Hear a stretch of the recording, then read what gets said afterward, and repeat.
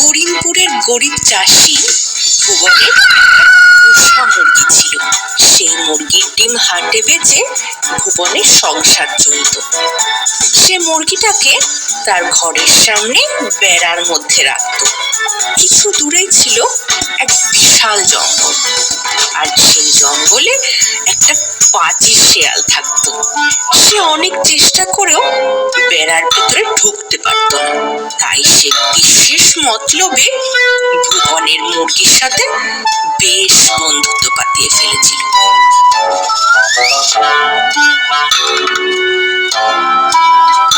একদিন সন্ধ্যার দিকে মুরগিটা উঠোনে হেঁটে বেড়াচ্ছে। এমন সময় শেয়াল এসে বলল, কি মুরগি বন্ধু, কি করছো? খাওয়া দাওয়া হলো? আরে শেয়াল ভাই যে, এই সন্ধ্যের দিকে একটু হাঁটাহাঁটি করছি আর কি। তুমি এদিকে কি করতে? আর সত্যি কথা কি বলবো তোমায়, এই যে বড় জঙ্গলে আমি থাকি, একটা মনের মতো বন্ধু নেই আমার, জানো। তাই তো তোমার সাথে একটু গল্প করব বলে চলে আসি।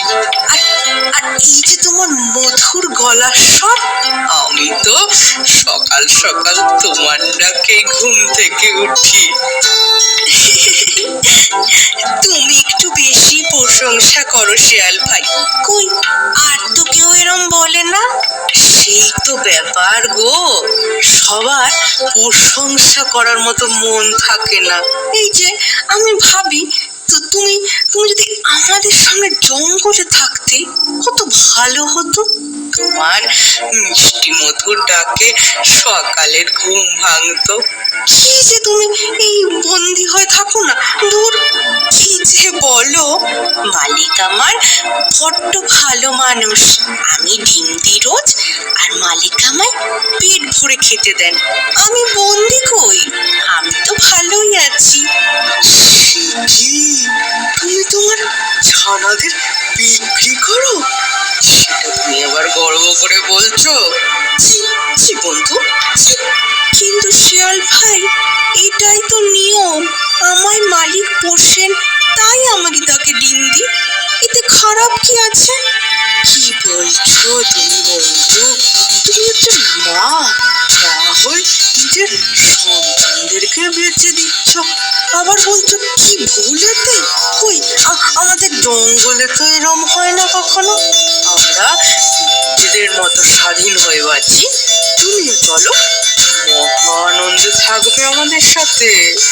শিয়াল ভাই, তোমার কথা ঠিক আমি জানি, কিন্তু সন্তানদের বেঁচে আমি অন্যায় করছি। কিন্তু তোমার সাথে জঙ্গলে গেলে যে আমার বিপদ হবে। সবাই কি ওখানে তোমার মতো ভালো বলো? যদি আমায় মেরে ফেলে? দুঃখ দিলে বন্ধু, তোমার শিয়াল বন্ধু থাকতে অন্য কেউ তোমায় খাবে? মানে মানে আমি তোমায় রক্ষা করব। তুমি বেরিয়ে এসো, এই বেড়ার ফাঁক দিয়ে বেরিয়ে এসো। চলো আমার সাথে জঙ্গলে, তারপর দেখবে জীবন কাকে বলে।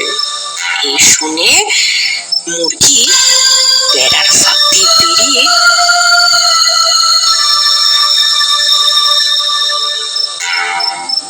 শেয়ালের সঙ্গে জঙ্গলের দিকে যেতে শুরু করলো।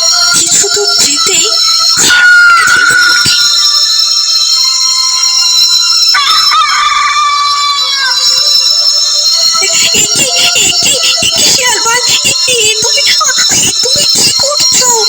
অনেক বোকা দেখেছি, তোমার মতো বোকা দেখিনি এর পরের জন্মে।